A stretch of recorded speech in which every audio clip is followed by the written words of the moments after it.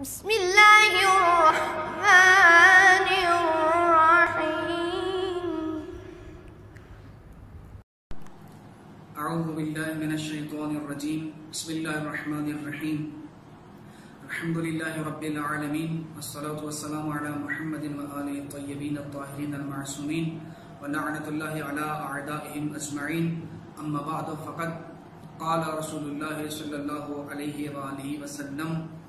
من کنت مولاہ فعلی مولا۔ محترم ناظرین، ولایت امیر المومنین علیہ السلام مخلوق کے اوپر اللہ کی عظیم ترین نعمتوں میں سے ایک نعمت ہے، جس کا اعلان غدیر خم کے مقام پر پیغمبر اکرم صلی اللہ علیہ وآلہ وسلم نے اپنے تمام صحابہ کے سامنے کیا۔ آج جس حدیث کے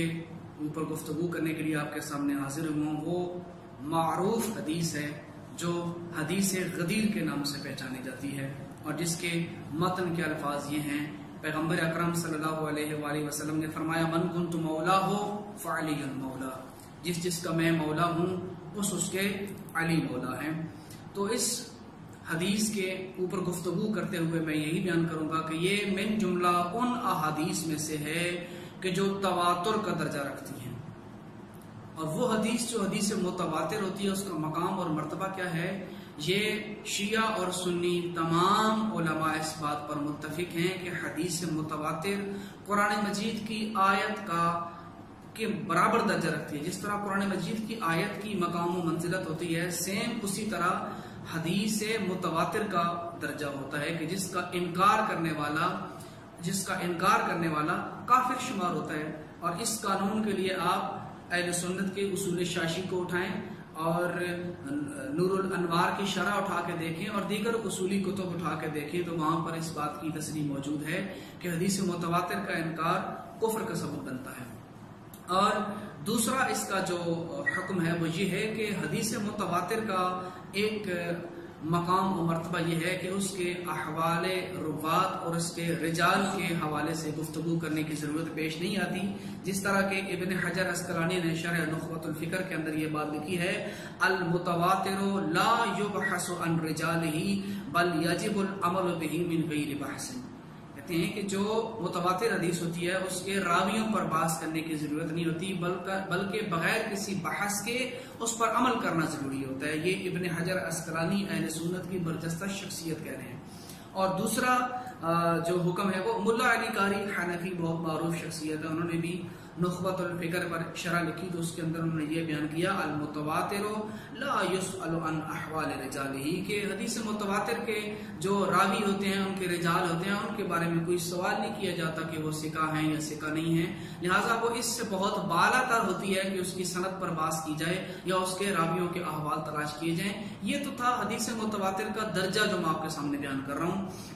اب آتے ہیں کہ حدیث غدیر کو آیا علماء اہل سنت نے بھی اپنی کتابوں میں لکھا ہے کہ یہ حدیث متواتر ہے، اور اس میں کوئی شک نہیں ہے۔ بہت سارے ہمارے پاس مصادر اور منابع موجود ہیں کہ جن کے اندر اہل سنت علماء نے اپنی کتابوں کے اندر اس کو حدیث متواتر کا درجے پر شمار کیا اور اس کو درج کیا ہے کہ حدیث متواتر ہے، اور حدیث متواتر پر لکھی گئی مستقل کتب کے اندر بھی اس کو درج کیا ہے، جیسا کہ آپ اہل سنت عالم السیوطی کی کتاب قطف الاظہار المتناثرہ فی الاحادیث المتواترہ میں صفحہ نمبر 277 اور 278 پر جا کر دیکھیں تو حدیث نمبر 102 کے اندر انہوں نے یہ چیز درج کیا ہے، اور احادیث متواترہ کے ذیل میں اس کو درج کیا ہے۔ وہاں پر یہ موجود ہے کہ 22 صحابہ کرام نے اس کو نقل کیا۔ اور دوسرے عالم محمد ابن جعفر القطانی جو ہیں، انہوں نے نظم المتناثر من الحدیث المتواتر صفحہ نمبر 180 اور حدیث نمبر 232 کے اوپر 25 صحابہ سے اس حدیث کو نقل کیا اور حدیث متواتر کی اسی فہرست کے اندر اس کو درج کیا ہے۔ اور اسی طرح شیخ علی ابن احمد العزیزی السراج المنیر جو جامع الصغیر کی شرح ہے، اس کے اندر بھی جلد 3 صفحہ نمبر 355 پر اس کو حدیث متواتر قرار دیا۔ اسی طرح قاضی ثناء اللہ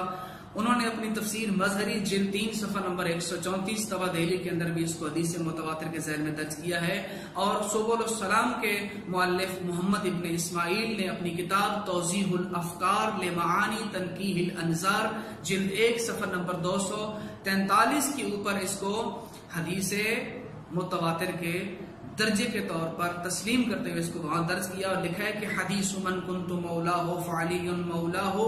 اخرجہ جماعت من ائمۃ الحدیث وعدہ ائمۃ من المتواتر. یہ تواتر کے درجے پر بزرگ علماء نے اس کو اپنی کتابوں کے اندر تقریر بھی کیا اور اس کو لکھا بھی ہے. اور اس کے بعد جو ایک اور ریفرنس میں آپ کی سماعتوں کی نظر کرنا چاہتا ہوں وہ یہ ہے کہ شمس الدین ذہبی اہل سنت کے اندر ایک بہت بلند مقام رکھنے والی شخصیت، وہ اپنی کتاب سیر اعلام النبلاء کے اندر جلد 5 صفحہ نمبر 415 میں لکھتے ہیں والحدیث ثابت بلا ریب، کہتے ہیں حدیث ثابت ہے، اس میں تو کوئی شک و شبہ نہیں پایا جاتا. اسی طرح اسی کتاب کے جلد 8 صفحہ نمبر 355 میں مطلب ابن زیاد کا تذکرہ کرتے ہوئے انہوں نے لکھا ہے کہ ھذا حدیث حسن عال جدا متنہ فمتواتر. تو یہ ساری وہ لسٹ تھی کہ جو اہل سنت کے بزرگ علماء نے اپنی کتابوں کے اندر حدیث غدیر کو متواتر کے درجے پر قبول کیا، اور اس کا جو مقام و منزلت ہے وہ آپ کے سامنے بیان کر چکا ہوں. اب مسئلہ یہاں پر یہ آتا ہے کہ ہم اہل شیعہ حضرات یہاں پر جو لفظ مولا موجود ہے اس سے مراد مولا کا معنی اولا بالتصرف لیتے ہیں، حاکم لیتے ہیں، جبکہ ہمارے اہل سنت برادران یہاں پر مولا کا معنی وہ دوست کے معنی میں لیتے ہیں. ظاہر ہے ہر بندے نے اپنی تحقیق کی ہے، اپنی تحقیق کے مطابق جو اس کو معنی لگا اس نے اس کے مطابق ڈال دیا، لیکن دیکھنا چاہیے کہ طرفین کی ادلہ دیکھیں، دونوں نے اس حدیث کا یہ معنی کیوں کیا، کس دلیل کی بنیاد پہ کیا، وہ دلیل چیک کریں اور پھر منصفانہ فیصلہ کرنا چاہیے کہ بالآخر کس کی دلیل جو ہے وہ زیادہ قابل اطمینان ہے اور اس کا پیش کیا ہوا ترجمہ اور معنی وہ صحیح اس مقام پہ وہ ٹھہرتا ہے اور اس کو تسلیم کرنے کا حق بنتا ہے. تو میں مختصراً بیان کروں کیونکہ اس مختصر ویڈیو میں میں زیادہ وضاحت نہیں کر سکتا ہوں. اس کے حوالے سے اگر آپ دیکھنا چاہیں تو میرے استاد محترم شیخ محسن علی نجفی صاحب کی کتاب النہج السوی فی معنی المولا والولی، یہ کتاب مکمل اسی ٹاپک پہ لکھی گئی، عربی زبان میں کتاب ہے، اور اس کے اندر وہ تمام تر ادلہ بیان کی گئیں کہ جو شیعہ اصلاح اشریہ کے عقیدے کے مطابق من کنت مولا ہو فعلی المولا سے حضرت علی علیہ السلام کے خلیفہ بلا فصل ہونے پر جتنے استدلال کیے گئے ہیں اور جتنی ادلہ پیش کی جا سکتی ہیں ممکنہ، وہ ان میں سے اکثر اس کے اندر درج کی گئی ہیں اور تمام شبہات کا جواب دیا گیا ہے، جن میں سے صرف ایک ہی شبہ کی طرف میں اشارہ کروں گا اور اس کا جواب آپ کے سامنے بیان کروں گا. ایک شبہ یہ بیان کیا جاتا ہے کہ آپ شیعہ حضرات جو ترجمہ کرتے ہیں کہ آپ یہاں پر مولا کا معنی اولا لیتے ہیں، جبکہ لغت میں دیکھیں تو مفعلو کا وزن ہے وہ کبھی بھی افعلو کے معنی میں نہیں آیا. تو صرف ایک آیت آپ کے سامنے بیان کر دوں، اسی سے آپ فیصلہ کر لیجئے کہ آیا مفعلو یعنی کہ مولا کا جو صیغہ ہے آیا افعلو کے معنی میں استعمال ہوتا ہے یا نہیں ہوتا. اس کے لیے آپ قرآن مجید میں سورہ حدید کی آیت نمبر 15 کو ملاحظہ کریں، جہاں پر خداوند متعال ارشاد فرماتا ہے فَالْيَوْمَ لَا يُؤْخَذُ مِنْكُمْ فِدْيَةٌ وَلَا مِنَ الَّذِينَ كَفَرُوا مَأْوَاكُمُ النَّارُ هِيَ مَوْلَاكُمْ وَبِئْسَ الْمَصِيرُ. اس آیت کے اندر جو جملہ استعمال ہوا ہے هِيَ مَوْلَاكُمْ، اس میں کلمہ مولاکم یہ استعمال ہوا ہے مولاکم. یہاں مولا کا معنی اولا کیا ہے، اولا بکم، ٹھیک ہے. یہ اولا بکم کا معنی کس کس اہل سنت عالم نے قبول کیا؟ اسی کتاب کے اندر استاد محترم نے 55 مصادر کو ذکر کیا ہے جن علماء نے قبول کیا ہے کہ یہاں پر مولا کا جو معنی ہے وہ اولا کے معنی میں آیا ہے، ٹھیک ہے، اولا بکم کے معنی میں آیا، جن میں سے جو کچھ ریفرنس میں آپ کے سامنے بیان کر دیتا ہوں. صحیح بخاری میں کتاب التفسیر سورہ حدید کی اسی آیت کے ذیل میں اس کے محشی حافظ احمد سہانپوری جو دیوبندی مسلک سے تعلق رکھتے ہیں، انہوں نے وہاں پر لکھا ہے قولہ مأواکم النار ہی مولاکم اے ہی اولا بکم. یہاں مولا اولا کے معنی میں استعمال ہوا ہے. اور دوسرا مقام اچھا، یہ بخاری کے اندر آپ اگر چیک کرنا چاہتے ہیں تو صحیح بخاری کا جو حاشیہ لکھا ہے جلد دوم صفحہ نمبر 724 جو انڈیا سے چھپی ہے. اور دوسرا ریفرنس آپ کے سامنے بیان کرتا ہوں، ارشاد الساری میں جو اہل سنت عالم قسطلانی انہوں نے جلد 7 صفحہ نمبر 298 پر اس معنی کو قبول کیا ہے کہ یہاں پر مولاکم جو ہے وہ اولا بکم کے معنی میں آیا ہے. اور اس کے بعد قاضی البیضاوی نے اپنی تفسیر کے اندر بھی اسی آیت کے ذیل میں مولاکم اے اولا بکم یہ تسلیم کیا ہے. ابن حجر عسقلانی نے فتح الباری فی شرح صحیح بخاری جلد 8 صفحہ نمبر 509 کو میں اسی معنی کو تسلیم کیا ہے. اور جار اللہ زمخشری اپنی تفسیر کشاف کے اندر جلد 3 صفحہ نمبر 2 سے 1 پر بھی یہی معنی قبول کرتے ہیں. خلاصہ کلام یہ کہ شیعہ اثنا عشریہ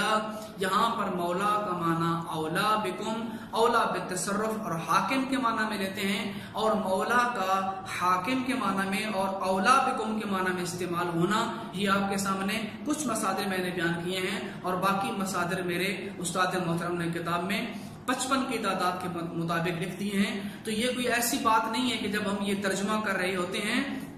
تو ہم اپنی منمانی کر رہے ہوتے ہیں، بلکہ اس کی ادلہ ہیں. ایک منصف مزاج انسان کو وہ تمام ادلہ دیکھنی چاہیے. تو خلاصہ کلام یہ ہے کہ اس مختصر ویڈیو میں صرف اتنا پیغام دینا تھا کہ حدیث غدیر متواتر ہے، چاہے شیعہ منابع ہوں چاہے اہل سنت منابع ہوں، دونوں کے اندر یہ تواتر کا درجہ رکھتی ہے، اور تمام علماء نے اس حدیث کو قبول کیا ہے اور تواتر کا درجہ بھی آپ کے سامنے بیان کر دیا. اور ساتھ میں آپ کو یہ بھی بیان کر دیا کہ ہم جب یہاں پر اولا بالتصرف کا معنی لیتے ہیں تو مولا کہیں استعمال ہو تو اس سے اولا بالتصرف کا معنی اہل سنت نے بھی قبول کیا ہے، جو کچھ مصادر آپ کے سامنے بیان کرتی ہیں. باقی آپ مزید تحقیق کر سکتے ہیں، کتابوں کو دیکھیں،